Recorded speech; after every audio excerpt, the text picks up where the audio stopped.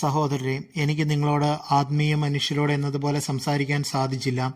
ജഡിക മനുഷ്യരോട് എന്നതുപോലെ ക്രിസ്തുവിനെക്കുറിച്ചുള്ള അറിവിന്റെ കാര്യത്തിൽ പൈതങ്ങളോട് എന്നതുപോലെയുമാണ് നിങ്ങളോട് ഞാൻ സംസാരിച്ചത്. ഗുരുവായ ഭക്ഷണം കഴിക്കാൻ ശക്തരല്ലാതിരുന്നതിനാൽ നിങ്ങൾക്ക് ഞാൻ പാൽ തന്നു. ഇപ്പോഴും നിങ്ങൾ ആ അവസ്ഥയിലാണ്. എന്തെന്നാൽ നിങ്ങൾ ഇപ്പോഴും ജഡിക മനുഷ്യർ തന്നെ. നിങ്ങളുടെ ഇടയിൽ അസൂയയും തർക്കവും നിലനിൽക്കുമ്പോൾ നിങ്ങൾ ജഡികരും സാധാരണക്കാരുമല്ലേ?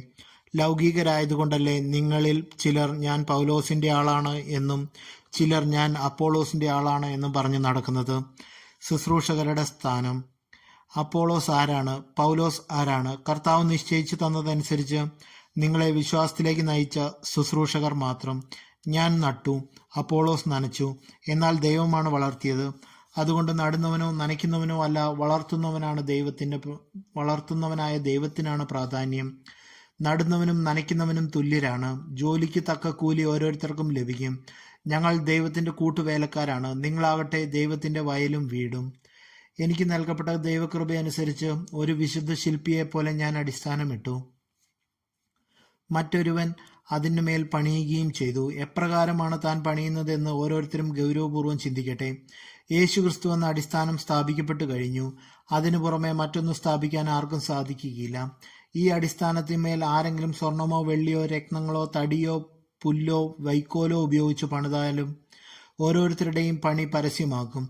കർത്താവിന്റെ ദിനത്തിൽ അത് വിളംബരം ചെയ്യും. അഗ്നിയാൽ അത് വെളിവാക്കപ്പെടും. ഓരോരുത്തരുടെയും പണി ഏതു തരത്തിലുള്ളതെന്ന് അഗ്നി തെളിയിക്കുകയും ചെയ്യും. ആരുടെ പണി നിലനിൽക്കുന്നുവോ അവൻ സമ്മാനിതനാകും. ആരുടെ പണി അഗ്നിക്കിരയാക്കുന്നുവോ അവൻ നഷ്ടം സഹിക്കേണ്ടി വരും. എങ്കിലും അഗ്നിയിലൂടെ എന്നവണ്ണം അവൻ രക്ഷ പ്രാപിക്കും.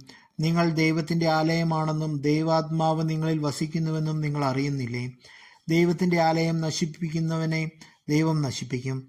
എന്തെന്നാൽ ദൈവത്തിന്റെ ആലയം പരിശുദ്ധമാണ്. ആ ആലയം നിങ്ങൾ തന്നെ.